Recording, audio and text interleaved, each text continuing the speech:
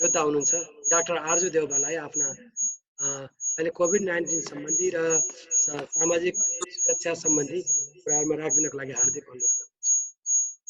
धन्यवाद। जय Nepal party सभापतिज्यू, उपसभापतिज्यू, महामन्त्रीज्यू, NPCC के अरे यो विभागका गोविन्द भट्टराईज्यू र अरू सबैजना विभिन्न देशबाट जोडिनु भएका साथीहरू, धेरै महत्त्वपूर्ण छलफलहरू भइसकेको छ र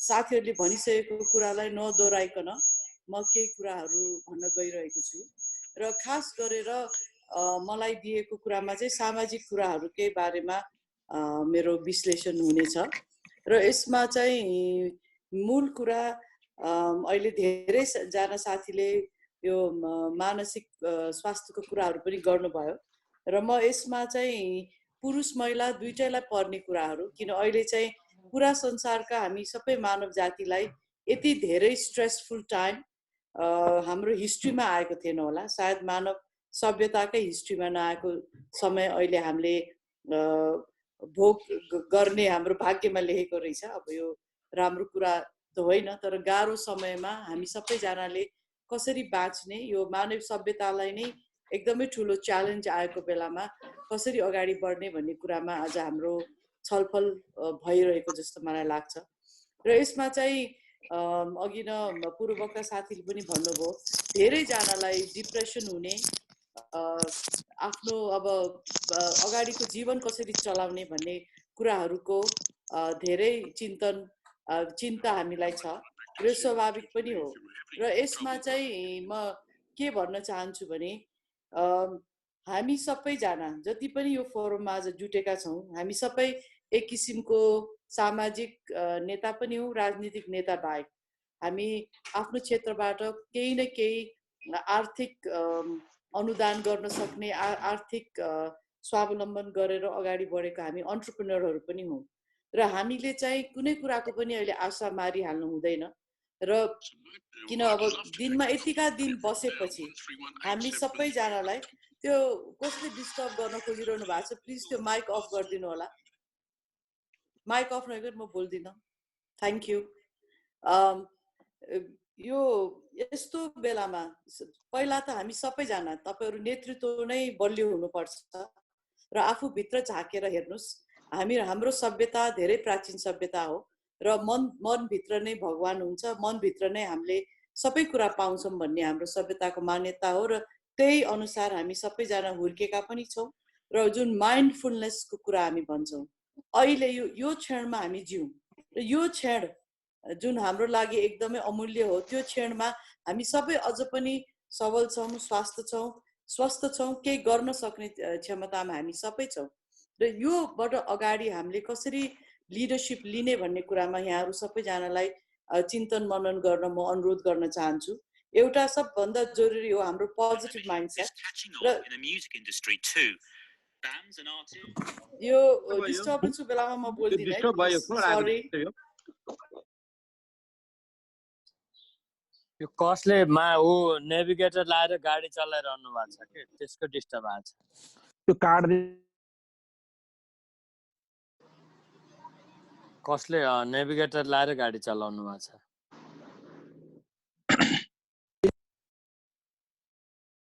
चिरञ्जीले कार्ड दिनु न। र यसलाई चाहिँ म तपाईहरुलाई चाहिँ आफ्नो भित्रको शक्तिले अरूलाई पनि लिडरशिप दिने जुन तपाईहरुको क्षमता छ, किन हामी अहिले लकडाउनमा बसेको सबै देशहरुमा अलमोस्ट 1 महिना नागिसक्यो, तर तपाईहरु सबैजना एकदम पोजिटिभ माइन्डसेटमा हुनुहुन्छ। म केही गर्न सक्छु र अरूको समस्याहरुको तपाईहरुले विश्लेषण गरेर आज शेयर गरिरहनु भएको छ। आई थिंक द्याट्स एक्सिलेन्ट र यही कुराहरुलाई अगाडि बढाउनमा चाहिँ यहाँहरुलाई अनुरोध गर्न चाहन्छु र जसलाई समस्या परेको हुन्छ समाधान पनि त्यही समूहबाट आउँछ। अघि आँकडाहरु सुन्दा धेरै भयावह थियो। 4 लाखले त मिडल इस्टबाट मात्रै जब्सहरु लस हुने र झन्डै 16 लाख नेपालीहरुको चाहिँ लाइभलीहुड गाह्रो जोखिममा पर्ने जुन कुराहरु छ त्यो धेरै डरलाग्दो कुरा हो। तर तपाईहरु चाहिँ ग्लोबल रूपमा हामी नेपालीहरुको एउटा लिडरशिप गरेर बसिरहनु भएको छ। तपाईहरुको फिडब्याकले यहाँको पनि पोलिसी शेप गर्नलाई हाम्रो नेतृत्व गर्नलाई पनि धेरै सजिलो हुन्छ। त्यस हुनाले म यहाँहरूलाई के अनुरोध गर्न चाहन्छु भने आफ्नो आफ्नो देशमा तपाईँहरूले सक्ने भौतिक के भन्छ राहतहरू दिइरहनु भएको छ। तपाईँहरूले राहत सपोर्ट गर्ने, पैसा पठाइदिने आदि इत्यादि गरिरहनु भएको छ भने तपाईँहरूले एउटा त मान्छेहरूलाई, किन तपाईँहरू लिडर्स हुनुहुन्छ जति आज जोडिनु भएको छ, तपाईँहरूले एक्चुअली पेप टक पनि बेला बेलामा विद्यार्थीहरूलाई अरू काम गरेको मान्छेहरूलाई दिनुहोस्। किन कति उहाँहरूको मनमा डर होला, त्रास होला, भोलि के हुन्छ भन्ने होला। त्यो पनि गर्नलाई यस्तै जुम ग्रुपहरू मार्फत सपोर्ट ग्रुपहरू खडा गर्न म अनुरोध गर्न चाहन्छु। र खास गरेर महिला दिदीबहिनीहरूको हकमा, हुन त विदेशमा बस्ने महिला दिदीबहिनीहरू पनि घर बसिरहने बानी उहाँहरूको हुँदैन र जब लस भएको कारणले र अनेक थरीको टेन्सनको कारणले श्रीमान श्रीमतीको सम्बन्ध बिग्रिने, बच्चाहरू बाहिर जान आदिन छन्, घरभित्र बस्ने, त्यसले पनि धेरै घरको माहौलहरू बिग्रेको हुनसक्छ। त्यो बेलामा तपाईँहरूले वान स्टेप ब्याक लिएर उहाँहरूले के भन्न खोजिरहनु भएको छ, कहाँबाट यो नेगेटिभ सोचहरू आइरहेछ, सोच दिनु हुन र यसलाई चाहिँ सकेसम्म एउटा न्युट्रल पर्सनको रूपमा यसलाई समाधान गरिदिनु हुन म यहाँहरूलाई हरेकजना, किन तपाईँहरू सबैजना परिवारमा हुनुहुन्छ, परिवारभित्र र परिवार बाहिर पनि यसो गर्न म अनुरोध गर्न चाहन्छु। मैले नेपालमा पनि यो कुराहरू धेरै एफएम मार्फत कुरा गरिरहेको छु, किन यो सबैको लागि एकदमै स्ट्रेसफुल टाइम हो, अहिले सजिलो कसैलाई पनि छैन। र त्यस हुनाले र खास गरेर महिलाहरूलाई घरेलु हिंसा भइरहेको हुनसक्छ, घरभित्र यौन शोषण भइरहेको हुनसक्छ। सो यो कुराहरूलाई पनि एड्रेस गर्न चाहिँ अप्ठ्यारो कुराहरूलाई पनि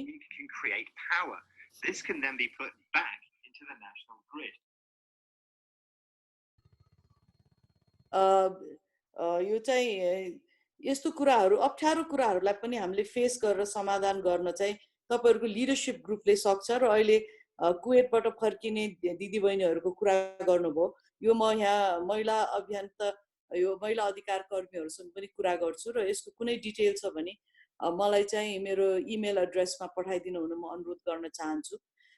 केही हामीले उपायहरू निकाल्न सक्छौँ कि लेट्स ट्राई। किन गभर्मेन्ट त्यति पोजिटिभ छैन, गभर्मेन्ट पनि आफै आत्तिएको छ सबैजना नेपालीलाई कसरी ल्याउने भनेर। आज क्याबिनेटबाट मात्रै अघि निर्णय पास भयो भनेर अनलाइनहरूमा पनि तपाईँले देख्नुभयो होला। बोर्डरहरू अझ स्ट्रङ बनाऊ र नेपाली चाहिँ भारतमा भाइहरूलाई पनि ल्याउनलाई चाहिँ गभर्मेन्ट तयार छैन। अब यतिकै म अफ द कमेन्ट गर्न चाहदिनँ।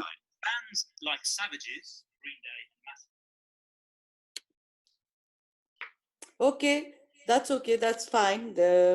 अब यो एउटा कुरा छ भने अर्को चाहिँ म यहाँहरूलाई के पनि अनुरोध गर्न चाहन्छु, जुन चाहिँ हाम्रो पार्टीको यो केन्द्रीय नीति अनुसन्धान र तालिम प्रतिष्ठानले पनि टेक ओभ गर्न सोचिरहेछ, एउटा फ्युचर सर्च वर्कसपहरू।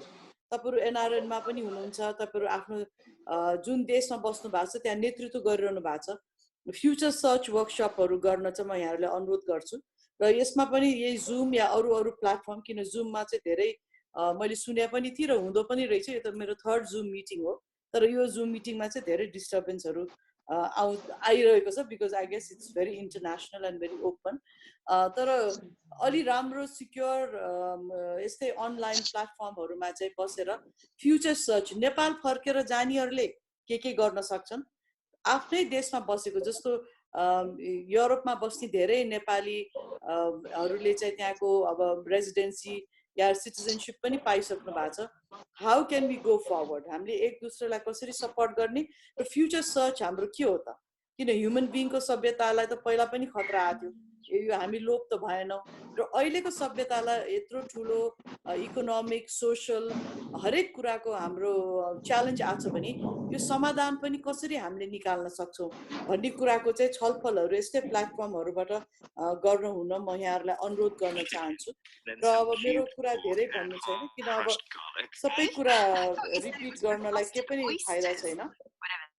र के भन्न चाहन्छु भने अहिले त अब Who on earth told you that recipe? Technical मान्छेले त हेर्नु पर्यो नि त त्यहाँ। यो आइफोन भन्ने एउटा आइरहेछ हाम्रो सन्तोष श्रेष्ठकोबाट हो, स्पेनको। हटाइदिनु न यार। There is no problem. I have lots of patience.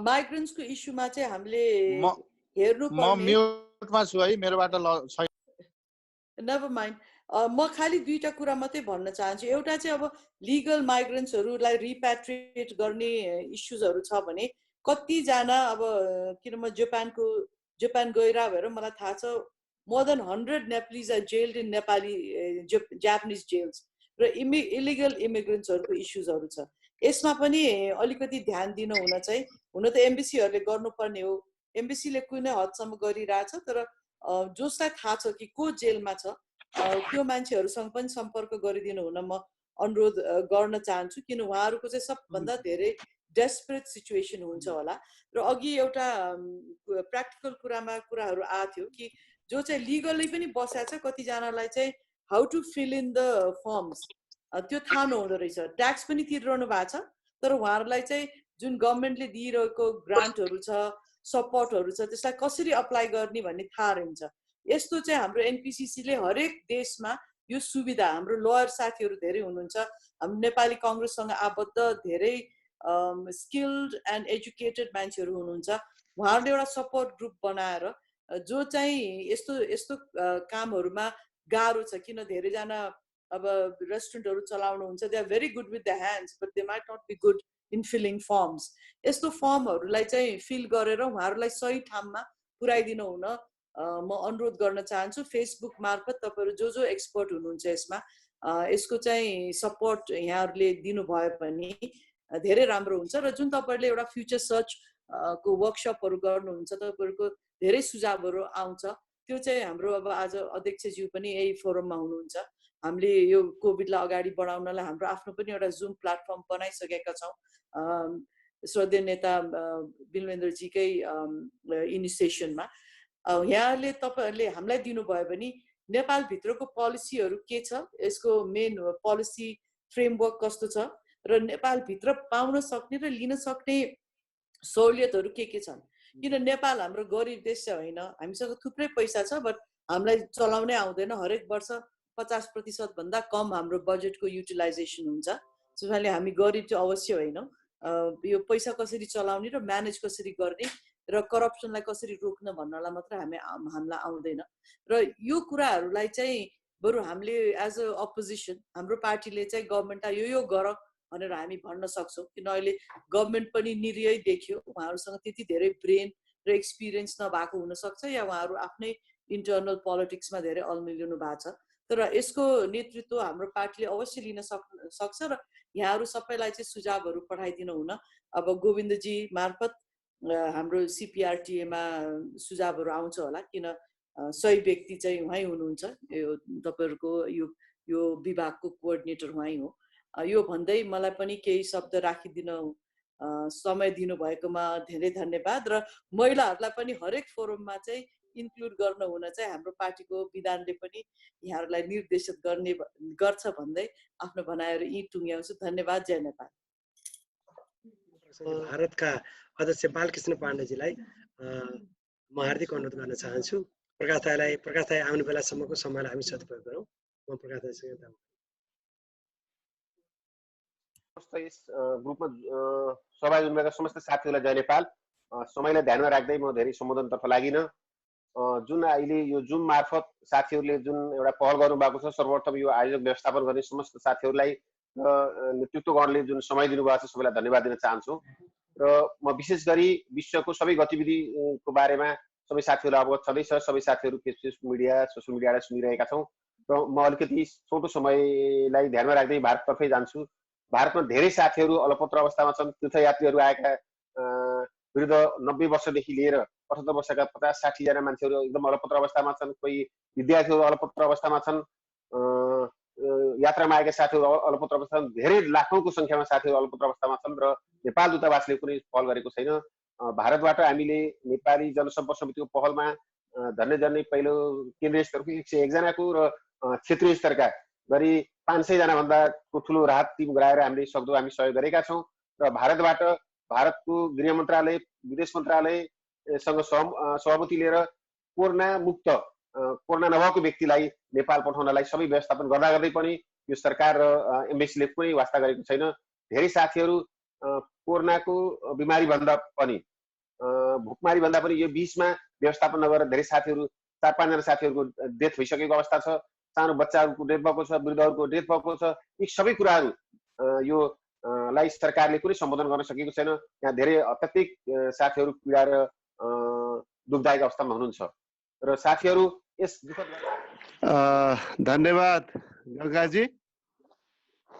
सर्वप्रथम त म सम्पूर्ण विश्वभरि छरिएर रहनुभएका नेपाली दाजुभाइनीहरूमा जनसम्पर्क समितिका साथीहरू मार्फत यो विशिष्ट परिस्थितिमा, अप्ठ्यारो परिस्थितिमा पनि तपाईहरू एकीकृत भएर यो महामारीको सामना गरिराख्नु भएको छ। त्यसको लागि यहाँहरूलाई हार्दिक धन्यवाद दिन चाहन्छु। सम्पर्क समितिका साथीहरू अत्यन्त क्रियाशील हुनुहुन्छ, एकअर्कालाई सहयोगमा दत्तचित्त भएर लागिरहनु भएको छ। आज हाम्रा पार्टी सभापति आदरणीय शेरबहादुर देउबाज्यूको उपस्थितिमा उपसभापति लगायत अन्य नेताहरूको उपस्थितिमा जुन संसारभरिका जनसम्पर्क समिति र गैर आवासीय सङ्घका साथीहरूको उपस्थित भएको छ, त्यसको लागि पनि म धन्यवाद दिन चाहन्छु। अहिले तपाईहरुलाई थाहा छ, सौभाग्यवश नेपालमा धेरै ठुलो क्षतिको स्थिति आएको छैन। कोही पनि यो महामारीबाट कसैको पनि मृत्यु भएको छैन, संक्रमण पनि धेरैलाई भएको छैन। तथापि अन्य देशहरूमा बसेका नागरिकहरू, युरोप लगायतका देशहरूमा धेरै नेपालीहरू यसबाट प्रभावित भएका छन्, कतिको मृत्यु भएको छ। म मृतकको परिवारहरूलाई पनि तपाईहरु मार्फत समवेदना व्यक्त गर्न चाहन्छु, मृतकहरूप्रति श्रद्धाञ्जली व्यक्त गर्न चाहन्छु।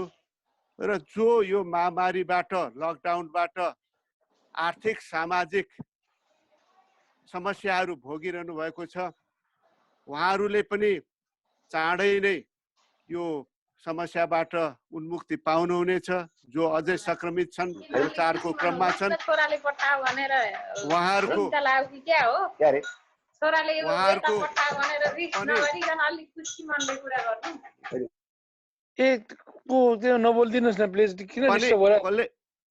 उहाँहरूको पनि मलाई लाग्दछ चाँडै उहाँहरू सकुशल स्वास्थ्य लाभ गर्नु हुनेछ भन्ने पनि कामना गर्न चाहन्छु। जहाँसम्म नेपालको सवाल छ, तपाईलाई थाहा छ, सौभाग्यवश हामी धेरै प्रभावित छैनौँ। तर सबभन्दा ज्यादा प्रभाव केबाट परेको छ भने लकडाउनबाट। सम्भावित संक्रमण रोक्नको लागि जुन देशमा लकडाउन भएको छ, त्यो स्वस्फूर्त रूपमा नेपाली जनताले त्यसमा सहभागी भएको छन्। यो सरकारी प्रयास भन्दा पनि समग्र जनताको स्वस्फूर्त चेतनाको कारणबाट यो सम्भव भएको छ। एकातिर यो परिस्थितिमा हामी छौँ, आर्थिक सामाजिक अप्ठ्यारोहरू भोगिरहेको छौँ भनेदेखि नेपालमा सरकार उदासीन छ। यो सत्ता को सङ्घर्षमा उहाँहरू केन्द्रित हुनुहुन्छ। जनताका आवश्यकता पीर मर्का प्रति केन्द्रित हुनुको सट्टा आफ्नो सत्ता कसरी जोगाउने, एउटाको ठाउँमा अर्को कसरी आउने भन्ने कुरामा सरकारको सम्पूर्ण ध्यान केन्द्रित भएको छ। तपाईहरुले यो कुरा थाहा पाइराख्नु भएको छ। अब लकडाउन जुनको समय नेपालमा पनि बढ्यो, त्यो समय वास्तवमा चाहिँ बढी भन्दा बढी टेस्ट गरेर यथार्थ आकलन, संक्रमणको यथार्थ आकलन पत्ता लगाउने त्यो समय हो। तर त्यसको सदुपयोग, त्यो समयलाई चाहिँ सदुपयोग गर्नुको सट्टा जुन चाहिँ टेस्टिङ अगाडि बढ्नुपर्ने हो, त्यो खासै हुन सकेन। र त्यसको सट्टा लकडाउन छँदैछ, लकडाउनबाट नै समाधान हुन्छ भन्ने मानसिकतामा सरकारमा बसेकाहरू छन्। अब यो बीचमा भ्रष्टाचार भएका कुराहरू तपाईले सुन्नुभएको छ। अब आम जनता यत्रो अप्ठ्यारोमा छ, यो बेलामा पनि सरकारमा बस्नेहरू चाहिँ भ्रष्टाचार सोचिरहेछन्, कसरी त्यसबाट व्यक्तिगत फाइदा उठाउने कुरा सोचिराखेका छन्। यो दुर्भाग्यपूर्ण कुरा हो। र अहिले चाहिँ जुन यो वर्तमान सरकार छ, नेपालमा सरकार छ, यो सरकारको नेतृत्व ओलीजीले गर्नुभएको छ। उहाँले सत्तामा आएदेखि धेरै ठुल्ठुला कुराहरू त गर्नुभयो, तर काम पटक्कै भएन। सम्पूर्ण उहाँहरूको ध्यान चाहिँ कसरी सत्तामा अधिकारहरू केन्द्रीकृत गर्ने, निरङ्कुशता जनताको माझमा लान्ने, र त्यति मात्रै नभएर कसरी बढीभन्दा बढी सत्तामा बसेर व्यक्तिगत फाइदा उठाउन सकिन्छ, त्यसमा नै सत्ताधारीहरू चाहिँ केन्द्रित भएको अवस्था छ। र कम्युनिस्ट पार्टी समग्रमा पनि त्यसको खिलाफमा उभिन सकेको छैन। लोकतान्त्रिक मूल्य र मान्यतालाई जुन समाप्त पार्ने कोसिस भएको छ, 2टा अध्यादेशको प्रकरण तपाईँहरूलाई थाहा छ, त्यस्तै अरू धेरै प्रकरण पनि तपाईँहरूलाई थाहा छ, म डिटेल व्याख्यामा जान चाहन्न। त्यसको विरुद्धमा कम्युनिस्ट पार्टी उभिनु भन्दा उहाँहरू त्यसको मुख दर्शक साँची मात्रै भएर चाहिँ बस्नुभयो, जसले गर्दाखेरि देश अहिले पनि एउटा अन्यलको अवस्थामा छ। यो संक्रमणलाई समाप्त पारेर आर्थिक सामाजिक जुन प्रभाव देशमा परेको छ त्यसलाई न्यून गर्न लाग्नुपर्ने ठाउँमा त्यो लाग्न सकेको छैन। समग्रमा अहिले देशको स्थिति त्यो नै छ। अहिले वास्तवमा यो लकडाउनको, खास गरेर नेपालमा लकडाउनको कारणले गर्दाखेरि आर्थिक सामाजिक क्षेत्र तहस नहस भएको छ। पर्यटन करिब समाप्त भएको छ। यो चाहिँ अब लकडाउन समाप्त भएपछि पनि वर्षौंसम्म फेरि त्यो पर्यटन चाहिँ स्वाभाविक रूपमा पुरानो अवस्थामा आउने अवस्था छैन, किनभने विश्व अर्थतन्त्र नै यसबाट प्रभावित भएको हुनाले यो संक्रमणको स्थिति समाप्त भएपछि पनि ठुलो सङ्ख्यामा चाहिँ नेपालमा पर्यटन बढ्न सक्ने अवस्था छैन। त्यस्तै गरेर विप्रेषण रेमिटेन्सको आधारमा नेपालको अर्थतन्त्र चलेको छ। तपाईहरु विश्वभरि छरिएर बस्नुभएका नेपालीहरूको रगत पसिना, खास गरेर चाहिँ खाडी देश मलेसिया, यो दक्षिण पूर्व एसियामा बस्ने नेपालीहरूले चाहिँ ठुलो मात्रामा नेपालमा जुन रेमिटेन्स पठाउनुहुन्छ, त्यसले यहाँको अर्थतन्त्र, विदेशबाट आयात गर्नुपर्ने सामग्रीहरू यो खरिद गर्न सक्ने अवस्थामा नेपाल रहेको हो। त्यसमा चाहिँ दूरगामी प्रभाव पर्दैछ। अहिले नै 20% यो चाहिँ विप्रेषण घट्ने अवस्था छ भनेदेखि पर्यटनमा 60% अहिले नै यो आय गिरे, यो 2020 मा गिर्ने अनुमान छ। अहिले यहाँको उद्योग व्यवसायको क्षेत्रमा 19 लाखहरू चाहिँ बेरोजगार भइसकेका छन् र 11 लाखको रोजीरोटी समाप्त हुने अवस्थामा छ। त्यस हुनाले यो समग्र परिस्थितिबाट देशलाई यो परिस्थितिबाट चाहिँ उन्मुक्ति दिने मूल जिम्मेवारी सरकारको। हामी विपक्षमा छौँ, विपक्षमा भएको हुनाले हामीसँग राज्यको साधन स्रोत हामीसँग छैन।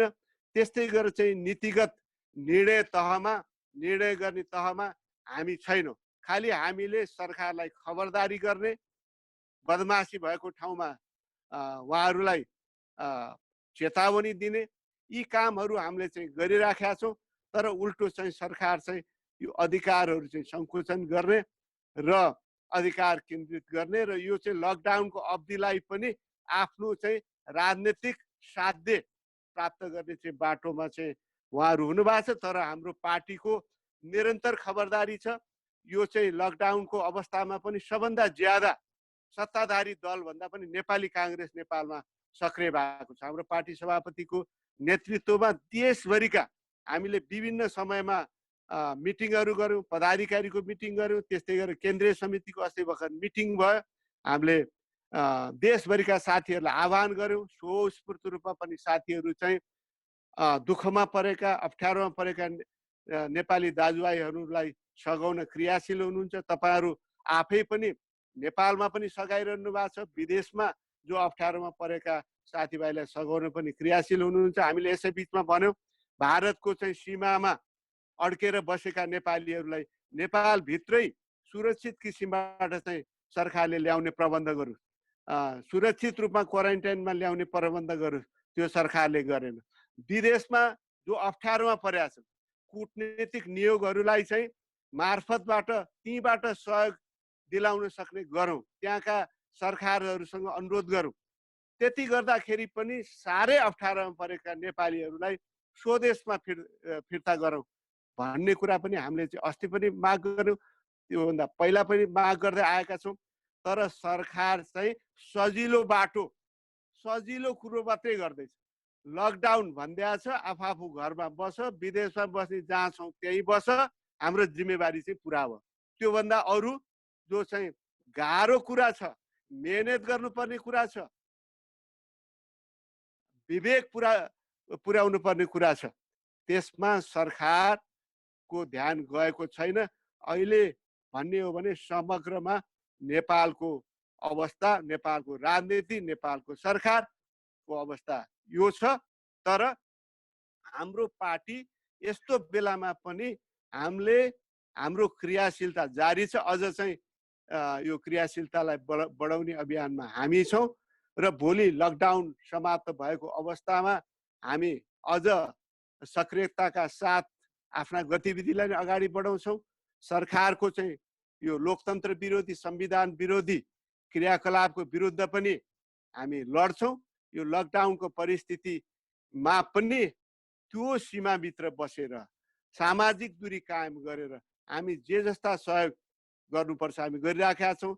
नेपालीहरू जो चाहिँ ज्यालादारीमा छन्, असङ्गठित क्षेत्रमा चाहिँ काम गर्छन्, अनौपचारिक क्षेत्रमा काम गर्छन्, उनीहरूलाई पनि हामीले बाटो बाटोमा जुन पार्टीका साथीहरू चाहिँ खाना खुवाउने लगायत अरू किसिमको सहयोगमा साथीहरू चाहिँ क्रियाशील हुनुभयो र यो चाहिँ काम अहिले पनि जारी छ। तर हामी यसैबाट चित्त बुझाउने अवस्थामा छैनौँ। अझ के गर्न सकिन्छौँ हामी चाहिँ क्रियाशील छौँ। तर सँगसँगै देशमा जुन दूरगामी अल्पकालीन र दीर्घकालीन रूपमा नेपालको अर्थतन्त्रमा जुन चाहिँ नकारात्मक प्रभाव परिरहेको छ, व्यापार, पर्यटन, यो चाहिँ रेमिटेन्स लगायत तमाम क्षेत्रमा परेको प्रभाव छ, यो उद्योग व्यवसायमा परेको दीर्घकालीन प्रभाव छ, त्यसलाई कम गर्न कस्तो नीति अख्तियार गर्नुपर्छ, देशले कस्तो किसिमको बाटो अख्तियार गर्नुपर्छ भन्ने बारेमा पनि हामीले एउटा कार्यदल गठन गरेर त्यसमा क्रियाशील हुने प्रतिबद्धता केन्द्रीय समितिले चाहिँ गरेको छ। त्यसमा पनि हामी क्रियाशील हुन्छौँ। तर मूल कुरो त सरकार हो, सरकारले गर्नुपर्छ। हामीले विपक्षमा रहेर खबरदारी गर्नु, जुन साथीहरूले भनिरहनु भएको छ, अब नेपाली काङ्ग्रेसले यसो गर्नु पर्यो भनेर यो सामाजिक कोषको पनि उपयोग गर्नु पर्यो, अरू किसिमको उपायहरू पनि गरेर सबभन्दा संवेदनशील अवस्थामा बसेका नागरिकहरूलाई सहयोग गर्नु पर्यो भनिरहनु भएको छ, जायज कुरा। तर त्यो गर्ने ठाउँमा को छ? अहिले कम्युनिस्ट पार्टीको सरकार छ, ओलीजीको प्रधानमन्त्री हुनुहुन्छ। तर त्यहाँका अरू नेताहरू पनि हामी भन्छौँ नि ओलीजीले यो गर्नु भएन, यस्तो गर्नु भएन भनेर हामी भनिराखेका छौँ। तर समग्रमा कम्युनिस्ट पार्टीको नेतृत्वले जो गलत बाटोमा ओली सरकार गइराखेका छ, उहाँ रोक्न सक्ने ठाउँमा हुनुहुन्छ, तर पनि उहाँहरू रोकिरहनु भएको छैन। त्यसकारण समग्र यो ओली नेतृत्व सरकार मात्रै फेलियर होइन कि समग्र कम्युनिस्ट पार्टी नै फेलियर भएको अवस्थामा नेपाली काङ्ग्रेस पार्टीले आउने दिनमा यसको चाहिँ जिम्मेवारी लिन तयार हुनुपर्छ। र विदेशमा बसेका ठुलो सङ्ख्यामा नेपालीहरू हुनुहुन्छ, कतिपय अब यो अवस्थामा नेपाल फर्किनु होला र विदेशमै बसे पनि नेपालमा आए पनि नेपालमै लोकतन्त्रलाई संस्थागत गर्ने जुन चाहिँ यो खाले चाहिँ सङ्कटमा देश परेको छ, त्यसबाट कसरी उठ्ने र आफ्नो तहबाट कसरी यो अर्थतन्त्रलाई उकास्नलाई, स्वास्थ्यमा आएका समस्याहरूलाई चाहिँ सम्बोधन गर्नको लागि कसरी हामी काम गर्न सकिन्छ त्यसप्रति हामी सचेत हौँ। र तपाईँहरू जो विदेशमा बसेका सम्पूर्ण साथीहरू हुनुहुन्छ, जनसम्पर्क समितिका साथीहरू, त्योसँग जोडेका साथीहरू अत्यन्त सक्रिय हुनुहुन्छ। गैर आवासीय सङ्घमा हाम्रा साथीहरू जोडिनु भएको छ, उहाँहरू अत्यन्त सक्रिय हुनुहुन्छ। तपाईँहरूलाई चाहिँ म धेरै धेरै धन्यवाद दिन चाहन्छु, तपाईँहरूको कामको लागि बधाई दिन चाहन्छु। र सँगसँगै त्यहाँ जुन तपाईँहरू चाहिँ नेपालमा भन्दा पनि ज्यादा अप्ठ्यारोमा पर्नु भएको छ, त्यो बाटो पनि तपाईँहरू चाहिँ माथि उठेर आफूलाई पनि जोखिममा राखेर काम गरिरहनु भएको छ। त्यसको लागि पनि यहाँहरूलाई धन्यवाद दिन चाहन्छु र आगामी दिनमा तपाईँहरूको क्रियाशीलता अझ बढ्नेछ भन्ने पनि मलाई विश्वास छ। र अन्त्यमा फेरि पनि हाम्रो यो चाहिँ अभिवादनको जुन नमस्कार, नमस्ते, नमस्कार, यो चाहिँ अत्यन्त राम्रो रहेछ भनेर अहिले विश्वले चाहिँ स्वीकार गर्यो। यो चाहिँ यो कोरोना संक्रमणको उसमा चाहिँ यो हात मिलाउने, गला मिलाउने, हक गर्ने भन्दा त यो त सबभन्दा राम्रो रहेछ। एकैपटक हामीले धेरैलाई एकैताल हामी अभिवादन गर्न पनि सक्ने र हामी संक्रमण पनिबाट पनि बच्ने र धेरै एउटा वैज्ञानिक पनि रहेछ यो। त्यसकारण त्यस अर्थमा पनि अन्त्यमा यहाँहरू सबैलाई जय नेपाल भन्न चाहन्छु र नमस्कार भन्न चाहन्छु। सेफ रहनुहोस्, अरूलाई पनि सेफ रहनको लागि पनि मद्दत गर्नुहोस् र नेपालको विकास, नेपालको समृद्धि, नेपालको लोकतन्त्र मजबुतीको लागि बाहिर बसेर पनि तपाईँहरू सबै जुन चिन्तित हुनुहुन्छ त्यसका लागि पनि तपाईँलाई चाहिँ धन्यवाद दिँदै अब अहिलेको जुन यो जुम कन्फरेन्स मार्फत जुन हामी जम्मा भएका छौँ, अझ कतिपय साथीहरू चाहिँ छुट्नुभयो होला। यो नयाँ नयाँ प्रविधिलाई हामीले प्रयोग गर्दैछौँ, त्यसबाट कतिपय हामी भाग लिन पाएन। मैले नै झन्डै भाग लिन नपाएँ। यहाँ चाहिँ यो म पनि यो 100बाट आउट भइछु, कता के भएर म लिभ त गरेका थिइनँ, बल्ल बल्ल चाहिँ प्रवेश पाएर अहिले चाहिँ बोल्ने मौका पाएँ। त्यसकारण साथीहरू दुःख नपान्नु होला, जो चाहिँ भाग लिनु पाउनु भएको छैन। फेरि पनि हामी बसौँला, फेरि पनि अन्तर्क्रिया गरौँला। फेरि अब हाम्रो पार्टी सभापति हुनुहुन्छ आदरणीय शेरबहादुर देउबाज्यू, उपसभापतिहरू हुनुहुन्छ, आरजु म्याडमको कुरा सुनिसक्नुभयो, हाम्रो चाहिँ गोविन्दजीको कुरा सुनिसक्नुभयो। तपाईँहरूको धेरै कुरा चाहिँ सुन्ने मौका पायो। अत्यन्त सान्दर्भिक कुराहरू राख्नु भएको छ, अरू साथीहरूले पनि राख्नु होला। यहाँहरू सबैलाई धन्यवाद दिँदै जय नेपाल, नमस्कार।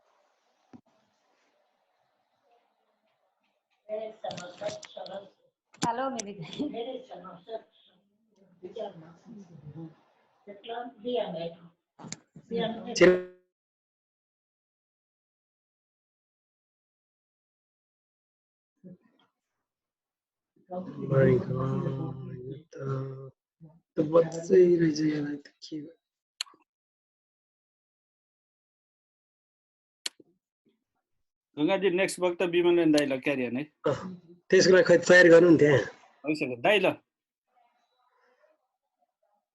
अब यस पछाडि नेपाली कङ्ग्रेसका केन्द्रीय उपसभापति, नेपाली कङ्ग्रेस नीति अनुसन्धान तथा प्रतिष्ठानका अध्यक्ष विमलन निधिज्यूलाई नेपालको पार्टीको महाधिवेशन, वर्तमान अवस्था, संगठनको प्रशिक्षणको विषयमा संसारभरि रहेका जनसम्पर्क समितिहरूलाई कसरी पार्टीसँग चाहिँ प्रशिक्षित गर्ने र नजिक बनाउने प्रशिक्षण प्रतिष्ठानको अभियान छ, त्यो विषयमा पनि केही कुराहरू सहित समग्र विषयमा आफ्नो धारणा राखिदिनको लागि हार्दिक अनुरोध गर्दछु। धन्यवाद गङ्गाजी। सबैलाई जय नेपाल। पार्टी सभापति आदरणीय शेरबहादुर देउबाज्यू, प्रकाश महतजी, गोविन्द भट्टराईजी, डाक्टर आरजु राणा देउबाज्यू, त्यस्तै नेपाली कङ्ग्रेसका आमन्त्रित केन्द्रीय सदस्यहरू बालकृष्ण पाण्डे, आनन्द बिष्टजी लगायत जनसम्पर्क समितिका सबै सभापतिजी साथीहरू, महासमिति र महाधिवेशन प्रतिनिधि साथीहरू, एनआरएनका पदाधिकारी र साथीहरू, र त्यस्तै ग्रुपका दिल गुरुङजी र जनसम्पर्क समितिका महासचिव गङ्गा गौतमजी लगायत सबैलाई पहिले म धेरै धेरै शुभकामना दिन चाहन्छु, जय नेपाल गर्दछु। बडो राम्रो यो कार्यक्रम भएको छ। हामीले वास्तवमा यो प्रविधिहरूको प्रयोग गर्न थालेका छौँ। कतिपय प्रयोग गर्दाखेरिको त्रुटिहरू पनि हुन्छ अथवा यसलाई राम्रो म्यानेज गर्न बिस्तारै हामी सक्छौँ, तर जेसुकै हसी कम्युनिकेसन हुन सकिरहेको छ, यो ठुलो हाम्रो लागि उपलब्धि हो। म सिधा कुरा के जान्छु भने अब पहिले कोरोना भाइरसको कारणले विदेशमा रहनुभएका नेपाली दाजुभाइहरू आज बिहान मैले न्युज हेरेँ अघि युवराज गुरुङजीले भन्नुभयो 50 जना नेपाली दाजुभाइ त बेलायतमै मृत्यु भएको छ र लगभग 73-74 जनाको निधन भएको छ। म उहाँहरूप्रति हार्दिक श्रद्धाञ्जली र उहाँको परिवारप्रति सम्वेदना व्यक्त गर्न चाहन्छु र जो पीडित हुनुहुन्छ अझै सङ्क्रमित हुनुहुन्छ उहाँहरूको छिटो रिकभरीको लागि म भगवानसँग प्रार्थना गर्दछु। अब कोरोना भाइरसको बारेमा चर्चा गर्दाखेरि धेरै साथीहरूले भनिसक्नु भएको छ यो बडो अप्ठ्यारो छ। चिकित्सकहरूले यसको औषधि पनि अहिलेसम्म अनुसन्धान गर्न सकेका छैन, न भ्याक्सिन गर्न सकेका छ। सरकारले पनि यसमा गर्ने भनेको जो चिकित्सकहरूको भनाइअनुसार सोसल डिस्टेन्सिङ हो।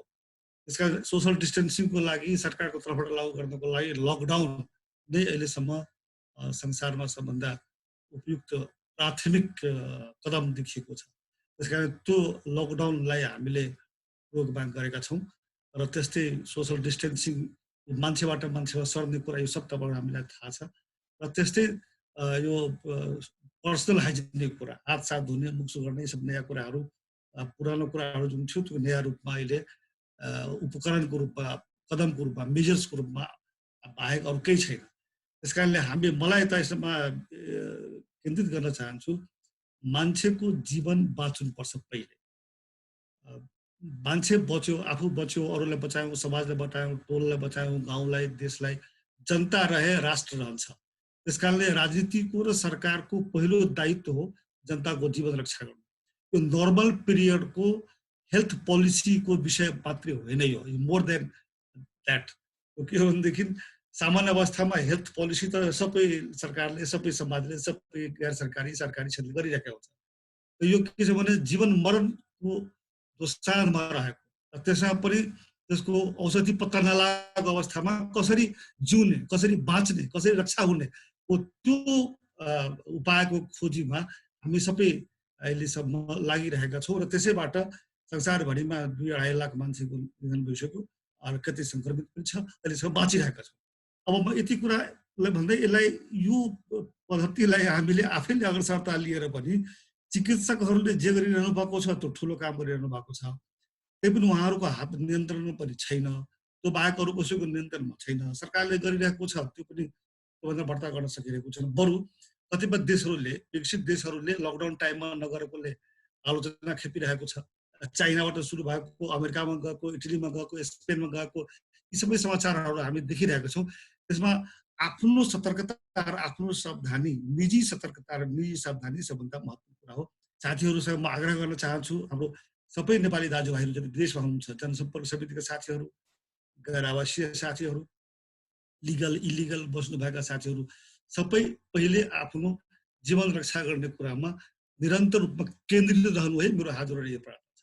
एउटा कुरा यो अब हामी नेपालमा कोही स्थिति हेर्ने हो भने अघि साथीहरूले भन्नुभयो म पनि भन्छु सहमत छु कि हामी लक्की छौँ। अहिलेसम्म 59-60 जनाको मात्रै यो सङ्क्रमण भएको देखिएको छ।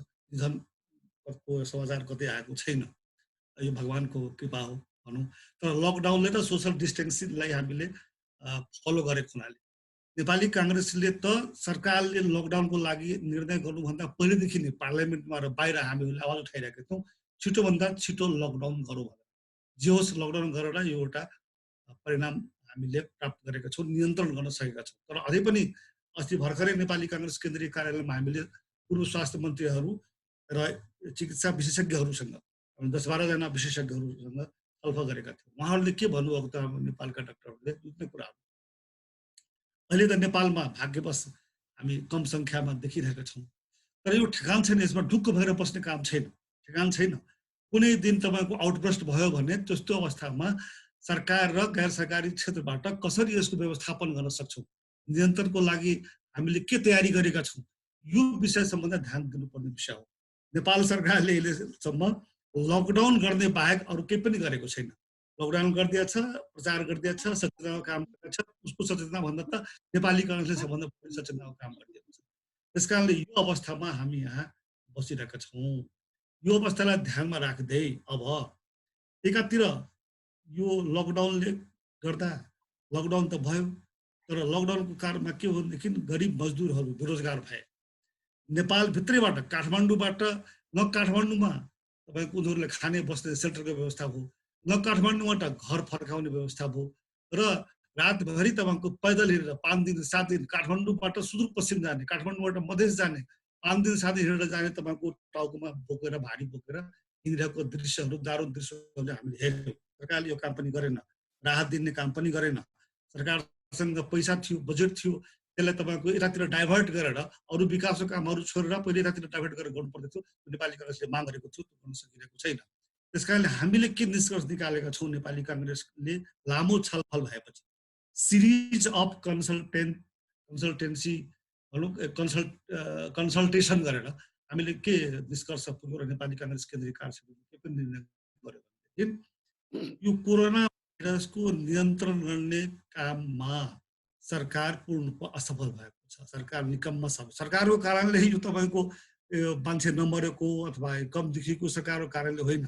टेस्टिङको प्रविधि तपाईँको पनि सही नक्कली उपकरणहरू आयो करप्सनको कारणले गर्दाखेरि होइन। अब चाइनाबाट ल्याएको भन्यो तर फेरि त्यसका विशेषज्ञहरूले सम्बन्धित अधिकृतहरूले के भन्नु भनेदेखि त्यो उपकरणले काम गर्न सकेन। त्यस्तै तपाईँको पिसिआरले पनि राम्रो काम गर्न सकिरहेको छैन। त्यसैले के भन्यो भने हाम्रो पार्टी सभापतिजीले भन्नुभयो नेपाली काङ्ग्रेसले पछिल्ला केन्द्रीय समितिकै एजेन्डाबाट निर्णय गर्यौँ कि टेस्टिङ गर्ने कामलाई सबभन्दा प्राथमिकता दिनु पर्यो सरकारले। टेस्टिङ गर्नको लागि अरू उपकरण भन्दा पिसिआरलाई तपाईँको प्राथमिकता दिनु पर्यो। अब पिसिआर जहाँ जहाँ कतै ठाउँमा गर्यो त्यो पनि तपाईँको पिसिआर स्ट्याम्प इन्स्टल गर्नको लागि त्यो आवश्यक उपकरण जसलाई चाहिन्छ सहयोग इन्स्टल गर्नको लागि त्यो नभएर वीरगञ्जमा जनकपुरमा कामै गरेन। अब एउटा अर्को समाचार म हाम्रो दिल गुरुङजी र शिखर खड्काजीलाई भन्न चाहन्छु, जर्मनका साथीहरूलाई। जर्मन सरकारबाट हिजो आइपुग्यो यहाँ 20,000 पिसिआर दिने निर्णय गरेको छ। त्यसमा 3,000 भन्दा बढी पिसिआर सेट आइसकेको छ। मैले आजै यसको लागि यो राजदूत जर्मनको नेपाल स्थित राजदूतलाई रोनाल्ड स्क्याफरलाई धन्यवाद पनि दिए, खुसी लागेको छ।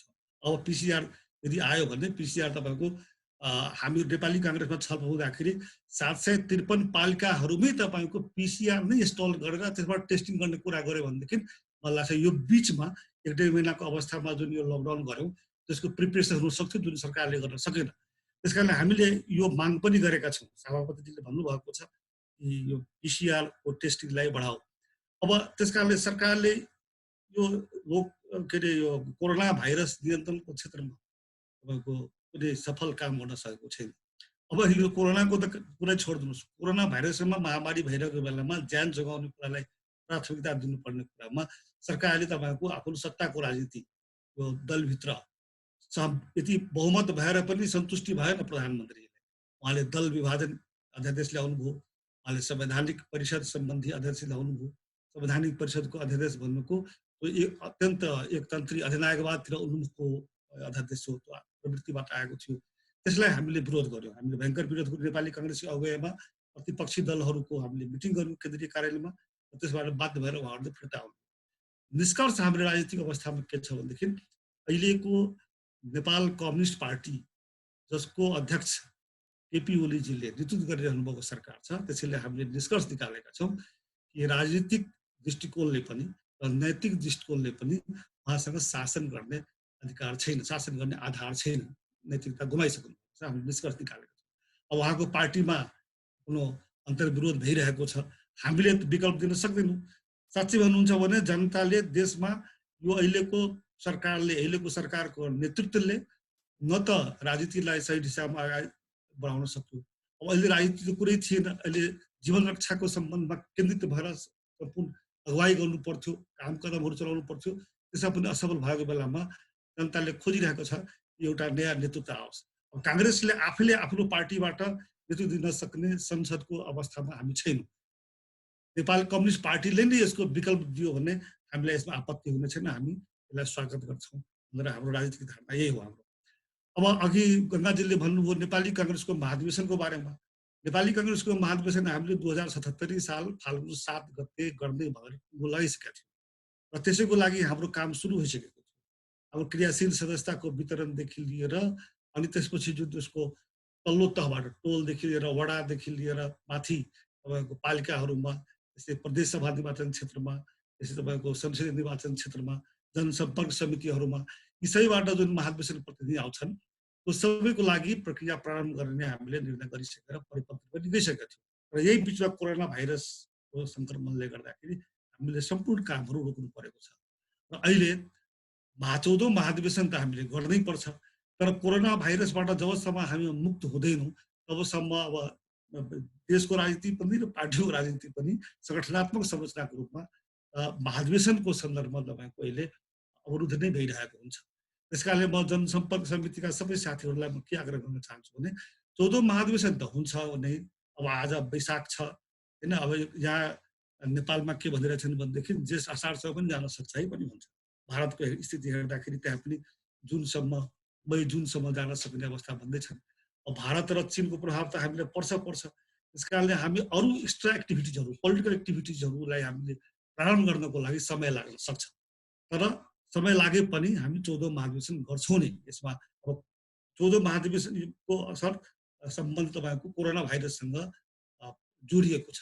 कोरोना भाइरसबाट मुक्त हुन साथ अब यदि हाम्रो कार्यतालिकालाई छुट्याएर गर्न सकिन्छ भने छुट्याउन पनि सक्छौँ, तर मलाई लाग्दैन, किनभने जसरी हाम्रो तल्लो तहबाट माथिल्लो तहसम्म निर्वाचन हुने हामीले प्रणाली गरेका छौँ पार्टीमा, अरू भारतमा, पाकिस्तानमा, श्रीलङ्कामा, संसारका कुनै पनि देशमा पार्टीको आन्तरिक निर्वाचन वडादेखि लिएर सम्म यसरी हुँदैन। त्यसका लागि यो त आफैमा यो हाम्रो धेरै कूटनीतिकहरू के भन्छन् भनेदेखि नेपाली काङ्ग्रेसको विधानमा तपाईँहरूले जुन तलदेखि माथिसम्मको निर्वाचन प्रणाली जुन अवलम्बन प्र्याक्टिस गरिरहनु भएको छ त्यो त साँच्चीकै भन्नु त राष्ट्रिय निर्वाचन जस्तै हो। राष्ट्रिय निर्वाचनको तयारी कति समय लाग्छ थाहा छँदैछ। त्यसकारणले 14औं महाधिवेशन पनि हामीले त्यही रूपमा हेर्नुपर्छ। जनसम्पर्क समितिका सबै साथीहरूसँग म आग्रह गर्न चाहन्छु कि हामीले त्यही रूप कोरोना भाइरसबाट पहिले मुक्त हौँ, त्यसपछि 14औं महाधिवेशनतिर हामी केन्द्रित गर्छौँ। अहिलेको हाम्रो अवस्था त्यही छ। म अन्तमा प्रशिक्षणको बारेमा म भन्न चाहन्छु। हाम्रो प्रशिक्षण प्रतिष्ठानको पनि बैठक भएको थिएन। हामी प्रशिक्षण गर्नको लागि तयारी गरेका थियौँ। तपाईँहरूको लागि डेनमार्कमा त्यत्रो ठुलो विश्वव्यापी स्तरको हामीले प्रशिक्षण गरेका थियौँ र अझै हामीले गर्ने तयारी गरिरहेका थियौँ। 5 लाख 6 लाख क्रियाशील सदस्यहरूलाई बेसिक ट्रेनिङ दिने हामीले सबै पाठ्यक्रम गरिसकेका छौँ, तर यो हुन सकेन कोरोना भाइरसको कारणले गर्दाखेरि। अब हामीले पनि अस्ति भर्खरै आर्जु म्याडमले भन्नुभयो, हामीले भर्खरै यो यही जुमको प्रणाली निर्माण गरेर इन्फर्मली 2-3 दिन अगाडि हामीले प्रतिष्ठानका 48-50 जना सदस्यहरू मध्येबाट हामी करिब 37-38 जना सहभागी भएर इन्फर्मल तपाईँको रिहर्सल गरेका छौँ। अब हामी फर्मल मिटिङ गर्छौँ र हाम्रो चाहना छ कि यो जुम अब संसारमा त युनिभर्सिटिजहरूले अथवा इन्डस्ट्रीहरूले अनलाइनबाट तपाईँको आफ्नो वर्क आफ्नो एजुकेसनको प्रणाली अब विकल्पमा जानुपर्छ भन्दैछ भने हामीले पनि नेपाली काङ्ग्रेसले पनि यो प्रणाली तपाईँको बिस्तारै अवलम्बन गर्छौँ। तपाईँले यो भनिहाल्नु म नेपाली काङ्ग्रेसले पनि यो कोरोना भाइरसको परीक्षणको लागि जानकारीको लागि एप्स निर्माण गरेको छ। तपाईँलाई थाहा होला स्वप परीक्षण एप्स अब विश्व प्रकाशजी दिपेश डिस्ट्रीहरूको सहयोगबाट बनेको छ। त्यसले धेरै तपाईँको त्यसमा सहभागी हजारौँ मानिसहरू 10,000 व्यक्तिहरू त्यसमा सहभागी भइरहनु भएको छ। त्यसकारण अब नेपाली काङ्ग्रेसको केन्द्रीय नीति तथा अनुसन्धान प्रशिक्षण प्रतिष्ठानले पनि यो जुम मार्फत नट ओन्ली जुम पर कन्फरेन्स हुने हो, हामीले चाहन्छौँ कि अनलाइन मार्फत यो प्रशिक्षणको कार्यक्रम पनि हामी सञ्चालन गर्नुपर्ने हुन्छ पछिको लागि आफ्टर कोरोना पनि। यो किनभने यो गर्दा प्रविधिहरूको प्रयोग गर्नु पार्टीको लागि, जनताको लागि, देशको लागि, डेमोक्रेसीको लागि एउटा उपयोग गर्न दुरुपयोग नहोस् तर उपयोग गर्न सक्नुपर्छ, सिक्नुपर्छ। हामी यो काममा हामी लाग्न छौँ। त्यस कारणले म धेरै अब ढिलो भइसक्यो, पार्टी सभापतिजीलाई म हेरिरहेको छु, उहाँ पनि धेरै बेरदेखि हामीसँगै बसिरहनु भएको छ, खुसी लागेको छ। र पार्टी सभापतिबाट पनि सम्बोधन तपाईँ हामीले सबैले सुन्नुपर्दछ। अन्तमा म तपाईँहरू सबैलाई गोविन्द भट्टराईजीलाई, गङ्गा गौतमजीलाई, चिरञ्जीले सायद यो टेक्निकल पार्ट हेर्नु भएको छ उहाँलाई पनि र सबै साथीहरूलाई धेरै साथीहरूलाई म सहभागी भएकोलाई शुभेच्छा र शुभकामना दिन चाहन्छु।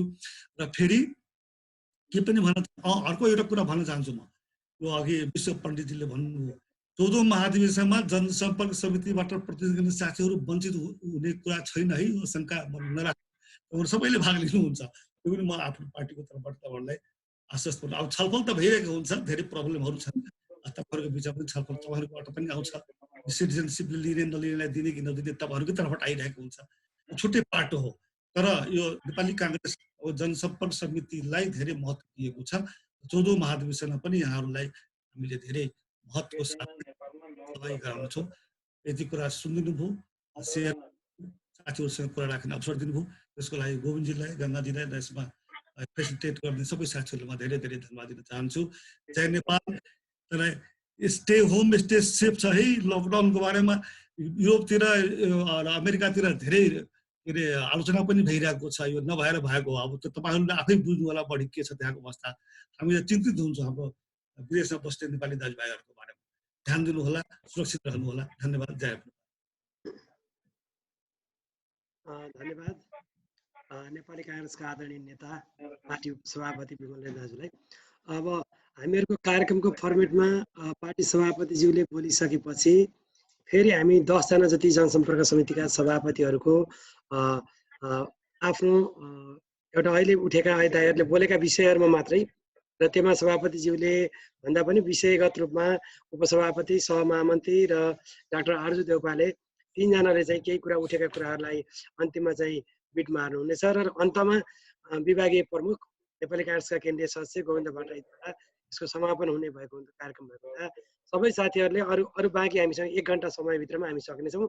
अब यसपछि म आफ्नो सान्दर्भिक एउटा सम्बोधनको लागि संसारभर रहेका नेपालीहरू, गैर आवासीय नेपाली काङ्ग्रेसका आम कार्यकर्ताहरूलाई नेपाली काङ्ग्रेस पार्टीको तर्फबाट आफ्नो तर्फबाट सान्दर्भिक सम्बोधन गरिदिनको लागि नेपाली काङ्ग्रेसका श्रद्धेय सभापति आदरणीय शेरबहादुर देउपाज्यूलाई म हार्दिक आमन्त्रण अनुरोध गर्दछु। सर्वप्रथम गङ्गा गौतमजी लगायत जनसम्पर्क समिति, नेपाली काङ्ग्रेसको जनसम्पर्क समितिका साथीहरू जो अहिले संसारभरि नै कोरोना नामको महामारीबाट धेरैको जनधनको क्षति भइसकेको छ विश्वभरि नै। अमेरिका र बेलायतमा धेरै नेपालीहरूको पनि मृत्यु भइसकेको छ। यस अवस्थामा म सम्पूर्ण ती मृतक परिवारका प्रति हार्दिक संवेदना प्रकट गर्न चाहन्छु। वास्तवमा भन्ने हो भनेदेखिलाई बेलायतको त युवराजलाई नै भयो के अरे यो चार्ल्स फर्स्टलाई नै के अरे यो कोरोना भएको भनेदेखिलाई त्यहाँको प्रधानमन्त्रीलाई समेत कोरोना भयो बेलायतमा त। तर उहाँहरू चाहिँ नि बाँच्नुभयो। त्यस्तै धेरै ठाउँमा कोरोना चाहिँ नि भारतमा धेरै मानिसहरूलाई कोरोना भइरहेको छ, अमेरिकामा धेरै मानिसहरूलाई कोरोना भइरहेको छ, त्यस्तै जापान, जर्मनी, युरोपतिर पनि भइरहेको छ। त्यस्तो अवस्थामा नेपालमा अझै पनि मानिसहरूको मृत्यु भइसकेका छैन। यो नेपालको चाहिँ नि अत्यन्तै सौभाग्यको कुरा हो। तर पनि चाहिँ नि ढुक्क बसेर बस्ने बेला छैन। अहिले जो विदेशमा बसेका दाजुभाइहरू हुनुहुन्छ तपाईँहरू चाहिँ नि बढी सतर्क भएर बस्नु होला। किनभने मलाई थाहा छ यो बेलायतमा र अमेरिकामा नेपालीहरू एउटै कोठामा बस्ने चलन छ। अब केही भएन भनेदेखिलाई त्यसका चाहिँ सोसल डिस्टेन्सिङ भन्ने नामको चिजै हुँदैन हामी कहाँ। बेलायत र अमेरिकामा त्यस्तो अवस्था छ। त्यसैले चाहिँ नि अहिले जो सोसल डिस्टेन्सिङ चाहिँ नि जो चाहिँ नि अवस्था छ त्यो चाहिँ अत्यन्तै आवश्यक छ। त्यसको लागि त्यसको कामहरू गर्नुहुने नै छ भन्ने मलाई लाग्छ। त्यस्तै चाहिँ नि अहिले नेपालमा धेरै नेपालीहरू नेपालमा आउन खोजिरहेका छन्। जस्तो अरबबाट नेपालमा पठाउन खोजिरहेका छ, त्यस्तै भारतबाट पनि भारतमा जुन महामारी भएको हुनाले आफ्नै देशमा आउँ भन्न खोजिरहेका छन् नेपालीहरूले। त्यसकारण चाहिँ मेरो त के भनाइ छ भनेदेखिलाई नेपाल विदेशमा अल्पत्र परेका नेपाल आउन चाहने आउन नचाहने जबरजस्ती ल्याउने कुरा छैन। विदेशमा अल्पत्र परि नेपाल आउन चाहने नेपालीहरूलाई नेपालको कर्तव्य हो, नेपाल सरकारको कर्तव्य हो त्यसलाई नेपाल सुरक्षित किसिमले नेपालमा ल्याएर उहाँहरूको चाहिँ नि के अरे यो क्वारेन्टाइनदेखि लिएर सारा चाहिँ नि यो परीक्षण पनि गराउनुपर्छ। पिसिआर परीक्षण पनि गराउनु आवश्यक छ। त्यसकारण टेस्टिङै सबभन्दा उचित कुरा हो। टेस्टिङ नभइकन टेस्टिङ पनि 3 पल्ट टेस्टिङ गरेर बल्ल थाहा हुन्छ भन्छ रासँग एउटपल्ट नेगेटिभ आउँछ, 2 पल्ट नेगेटिभ, तेस्रो पल्ट नेगेटिभ आए तेस्रो पल्टमा जाँच्यो भनेदेखि बल्ल थाहा हुन्छ नि यो पोजिटिभ हो कि नेगेटिभ हो भनेर। त्यस कारण चाहिँ टेस्टिङको पिसिआर तेस्रो पल्ट गर्नुपर्ने स्थिति पनि आएको छ भनेर भन्न थालेको छ। त्यसैले चाहिँ नि नेपाल विदेशमा अल्पत्र परि नेपाल फर्किन चाहनेको हकमा चाहिँ नि सरकारको कर्तव्य हो। पैसा पनि उठेको 2 अरब 50 करोड जति पैसा उठिसकेको छ यसको लागि पनि, जनताले पैसा दिइसकेका छन्। त्यति मात्रै होइन, हाम्रो पार्टीले पनि दिएको छ प्रधानमन्त्री कोषमा, त्यति मात्रै होइन। त्यस कारण नेपालमा चाहिँ नि सरकारको कर्तव्य हो, पैसा खर्च भयो हुन्छ त, आफ्नो नेपाललाई बचाउनु पर्यो। तर नेपाल आउन चाहनेहरूलाई नेपाल ल्याएर भए पनि चाहिँ स्वास्थ्य परीक्षण मात्रै गराएर उहाँलाई चाहिँ स्वास्थ्य उपचार पनि गराउनु पर्ने आवश्यक छ। त्यस कारण चाहिँ नि विदेशमा अल्पत्र परि नेपाल आउन चाहने नेपाललाई प्रति सरकारको कर्तव्य पनि हो, त्यो ल्याउनु पर्छ। त्यो चाहिँ नि हाम्रो पार्टीको भनेको मेरो व्यक्तिगत रूपमा भनेको थियो, त्यो हाम्रो कर्तव्य पनि हो। त्यो पैसा खर्च हुन्छ नि यस्तो गर्दा। अब त्यस्तै किसिमको चाहिँ नि अर्को कुरा के छ भनेदेखिलाई अहिले डिस्टेन्सिङ सबैभन्दा आवश्यक कुरा छ। अब लकडाउन हुँदैसम्म त डिस्टेन्सिङ होला, पछि कसरी डिस्टेन्सिङ हुन्छ नेपाललाई पनि गाह्रो। मैले भारत कुनै उसमा देखिरहेको छु, अमेरिका बेलायत युरोप जहाँ पनि कहाँ लकडाउन कहाँ डिस्टेन्सिङ भने चिजै हटिरहेको छ। यति गाह्रो छ डिस्टेन्सिङ गर्न, कि त लकडाउनै गर्नु पऱ्यो, होइन भने डिस्टेन्सिङ गराउनु धेरै गाह्रो छ। डिस्टेन्सिङ चाहिँ सधैँ हुन सक्ने सम्भावना छैन, त्यो चाहिँ नि बडा खतरापूर्ण कुरा छ। त्यस कारण चाहिँ यो चाहिँ नि यो केही भन्न नसकिने अवस्था छ, भोलिको दिनमा के हुन्छ जस्तो थाहा छैन। तैपनि हामीले चाहिँ भरसक चाहिँ नि सबैलाई चाहिँ नि यो डिस्टेन्सिङ मेन्टेन गरेर भए पनि, टेस्टिङ पनि पिसिआर टेस्टिङ गरेर भए पनि सबैलाई गराउँ भनेर सरकारलाई भनिरहेका छौँ। हामीले पनि त्यसको लागि अगाडि बढ्नुपर्छ। अब तपाईँहरूले जो चाहिँ आफू गर्दै हुनुहुन्छ त्यसको लागि धेरै धन्यवाद छ। तपाईँहरूले चाहिँ नेपाल आउने पैसा पठाइरहनु भएको छ, त्यसको लागि पनि धन्यवाद छ। चिन्ता गर्नुभयो त्यसको लागि धन्यवाद छ। जहाँसम्म जनसम्पर्क समितिको साथीहरूले महादेशमा भाग नपाउने कुराको सम्बन्धमा एउटा कुरा चाहिँ के छ भनेदेखिलाई जो विदेशको नागरिक भइसकेकासम्म विदेशमा नेपालको नागरिक विदेशको नागरिक भइसकेको व्यक्तिलाई के गर्ने भन्ने कुरो बाबत समस्या छ। हेर्नुहोस्, विदेशी नागरिकलाई भोट हाल्न दिने नदिने भन्ने कुरा चाहिँ छ। हेर्नुहोस्, त्यसमा चाहिँ के छ भनेदेखिलाई महादेश चुनाव भाग लिन सक्ला, तर भोट हाल्ने दिने सम्बन्धमा चाहिँ नि त्यसमा चाहिँ अझ छलफल गर्न बाँकी छ। विदेशको नागरिक भइसकेकाहरूलाई अरूलाई त पाइहाल्छ नि, केही छैन। विदेशको नागरिक भइसकेका बाहेकले पाइहाल्छ नि, पाउँछ, भोट हाल्न पाउँछ। विदेशको नागरिक भइसकेको सम्बन्धमा चाहिँ त्यसको चाहिँ छलफलको विषय छ हाम्रो पार्टीभित्र, त्यो चाहिँ छलफल गर्न सकिन्छ। किनभने भोलि त्यो चाहिँ त्यो समस्यावाला हुन सक्छ भोलि, त्यस कारण चाहिँ भन्ने कुरा चाहिँ नि बढी आएको छ। अरू कुराका सम्बन्धमा मलाई धेरै कुरा भन्नु तपाईँहरूको छैन। हामी चाहिँ नि तपाईँहरू जो गरिदिनुभएको छ धेरै धन्यवाद छ। हाम्रो पार्टी सरकारभन्दा पनि अगाडि बढिरहेको छ। हामीले बिना यसरी पुरा सहयोग गरेका छौँ सरकारलाई यो कोरोना सम्बन्धमा। तर सरकारलाई कुनै चिन्तै छैन, मतलबै छैन। उनीहरूले यसमा पनि चाहिँ नि भ्रष्टाचार गर्न खोजिरहेको छ। यसको यो किट ल्याउने गरेका सम्बन्धमा पनि मैले भने पनि मैले चाहिँ यस्तो कुरा पनि गर्ने हो भनेर, यस्तो चाहिँ नि अमानवीय कुरा हो, यस्तो मान्छे मरिरहेको छ, मान्छे मर्दै होला छ, यस्तो भइरहेको बेलामा त्यहाँ पनि पैसा काट्छ भने भ्रष्टाचार गर्ने हुन्छ। त्यस कारण चाहिँ हामी यहाँ आवाज उठाउँछौँ पनि, भोलि पनि हामी आवाज उठाउँछौँ। तर जो तपाईँहरूले गरिदिनुभयो त्यसलाई धेरै धन्यवाद छ। हामी नेपालको सम्बन्धमा हामी के चाहिँ आज गर्न चाहन्छौँ भनेदेखिलाई That's good, Sam. But exactly is a low emission zone? Wow. सम्बन्धमा मलाई धेरै कुरा भन्नु छैन, टाइम पनि छैन। अब त्यसैले सम्पूर्ण जनसम्पर्क समितिका साथीहरू, विदेशमा बसेका नेपाली दाजुभाइ दिदीबहिनीहरू सबैले जो चिन्ता छ, अब पनि तपाईँहरूले बढी चाहिँ नि यो पिसिआर टेस्टिङ मात्रै होइन, डिस्टेन्सिङ पनि गर्नु होला। साथसाथै नेपालमा पनि तपाईँहरूले जो चाहिँ चिन्ता गर्नुभयो उसलाई धेरै धन्यवाद छ। र चाहिँ नेपालको विषयमा हामीले भनिसक्यौँ। अरू कुरामा हामी नेपालमा लडिरहेका छौँ। पार्लियामेन्टदेखि नै सबै ठाउँ आवाज उठाइरहेका छौँ र विदेशमा बसेका नेपाली दाजुभाइप्रति हाम्रो हार्दिक हार्दिक धन्यवाद छ, हाम्रो हार्दिक शुभकामना छ र तपाईँहरू आफू सेफ बस्नु होला भन्ने हार्दिक अनुरोध गर्दै बिदा हुन्छु। धन्यवाद। अन्तिममा म सुन्ने मौका पाएँ। यो अहिले हाम्रो 14औं महाधिवेशनमा जनसम्पर्क समितिहरूको क्रियाशील सदस्य र यसको केन्द्रमा सहभागिता विषयमा धेरै वाद विवादहरू अहिले उठिरहेका हुँदा नेताजीहरूले यस विषयमा ठोस निर्णय छिट्टै गरिदिनु भएमा हामी प्रवासमा रहेका काङ्ग्रेसजनहरूलाई धेरै सहज हुने थियो भन्ने एउटा गुनासो राख्न चाहे। र यो अहिले हामी एकदमै जटिल अवस्थामा गुज्रिरहेका छौँ। सर्वप्रथम सबै हामी आफू सुरक्षित रहौँ, बाँचौँ, त्यसपछि पार्टीको लागि सहयोग गर्न, नेपालको लागि सहयोग गर्न हामी निरन्तर तयार छौँ भन्दै म छोटो कुरा यही राखेँ। धन्यवाद। जय नेपाल।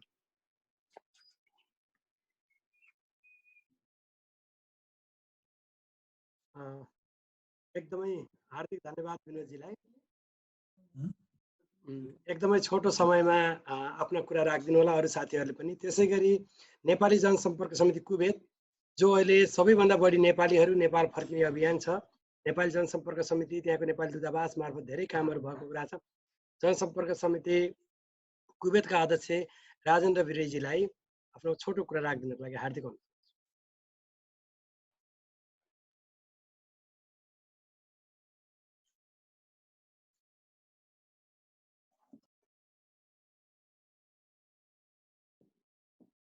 चिरञ्जी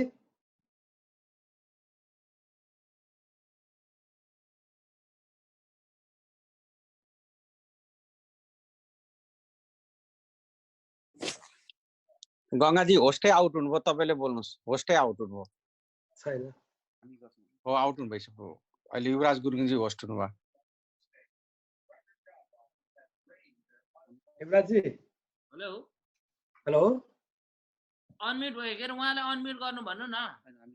छ त्यही भएर तपाईँले गर्न मिल्ने भयो क्या? अब तपाईँले गर्नु, तपाईँलाई गर्ने आयो क्या त्यहाँ होस्ट? तपाईँले आइसक्यो, उहाँलाई बोल्नु भन्नु न।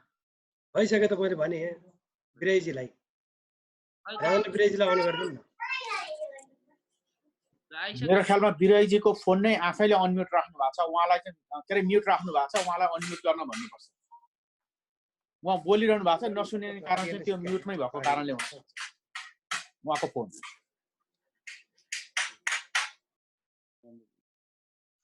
हेलो गङ्गाजी। हजुर।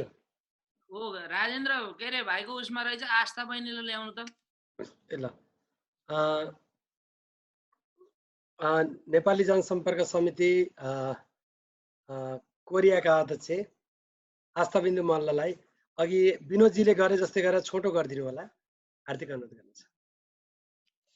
हजुर, पार्टी सभापति लगायत सम्पूर्ण नेतागण लगायत जनसम्पर्क समिति सबैमा जय नेपाल।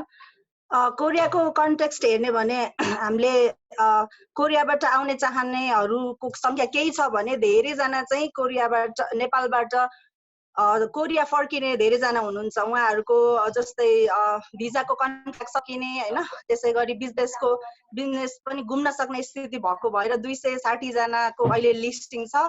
अहिले नेपाल सरकारले चाहिँ कोरोना टेस्ट गरेर मात्रै जाने भन्दै गर्दा चाहिँ कोरोना टेस्टको लागि चाहिँ अब 260 जना एकैचोटि जान सक्ने अवस्था छैन। यसको लागि चाहिँ काङ्ग्रेसले अलिकति सहजीकरण गरिदिनु हुन अनुरोध गर्दछु।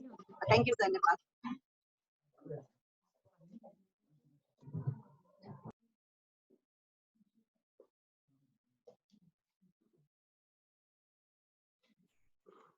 हेलो हजुर। यसपछि बुद्धिसागर घिमिरेजी जनसम्पर्क समिति, बुद्धिसागर घिमिरेजी हुनुहुन्छ कि हुनुहुन्न नजिकमा? हजुर म छु गङ्गाजी। छोटो कुरा राखिदिनुहोस्, सकभर सबैलाई अवसर मिलाउँ। अनि होइन त्यो समयको बारेमा म जानकार छु।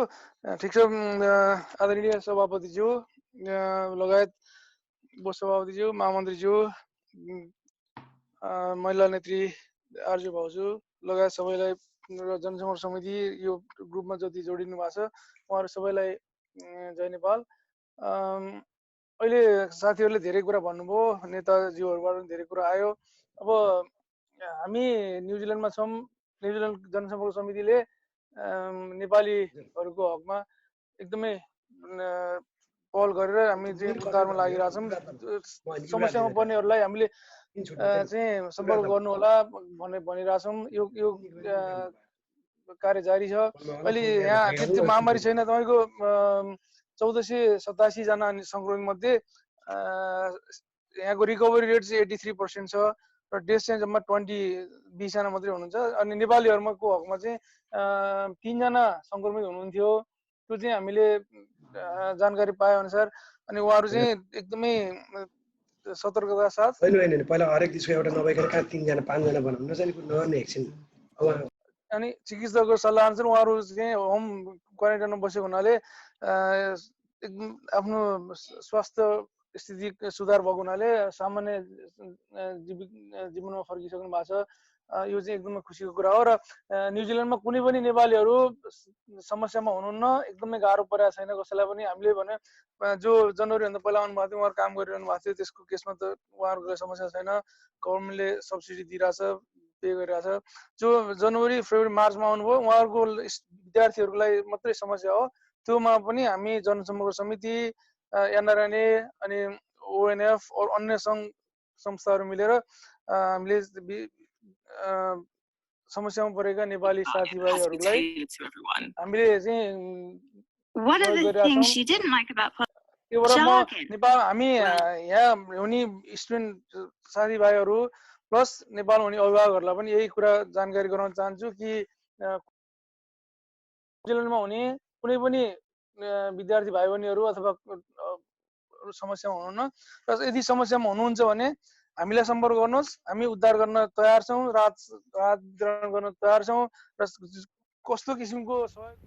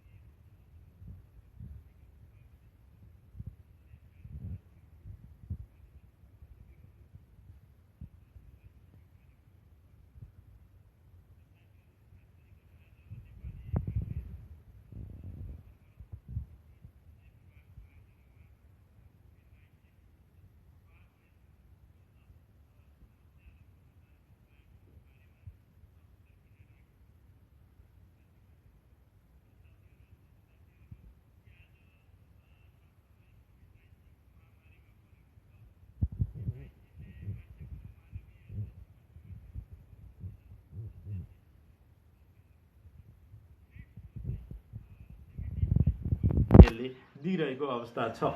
र आज अर्थविदहरू भनिरहेका छन् कि 1930 को चाहिँ ग्रेट डिप्रेसन भन्दा करिब त्यही अवस्थामा चाहिँ दुनियाँ चाहिँ अब जाने होला छ भनेर आज अर्थविदहरूले पनि कुरा भनिरहेको अवस्थामा यो अवस्थामा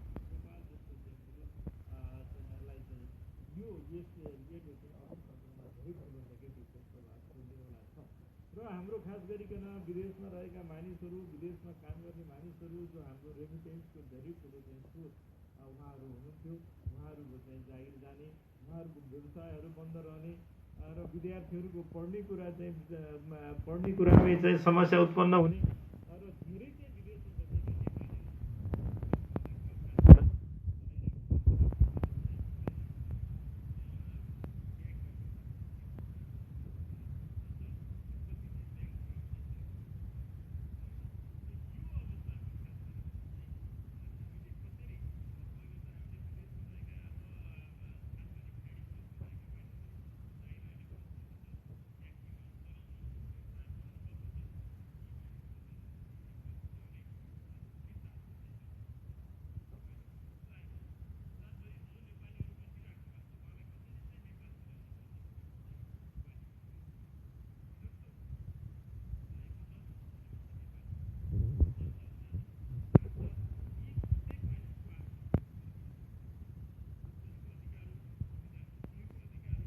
प्रत्येक मान्छेको चाहिँ मानव अधिकारको विषय हो र त्यो कुरा चाहिँ पालना हुनुपर्छ र हामीले कोभिड-19सँग वास्तवमा चाहिँ पिठ फर्काएर चाहिँ डरले भाग्ने होइन।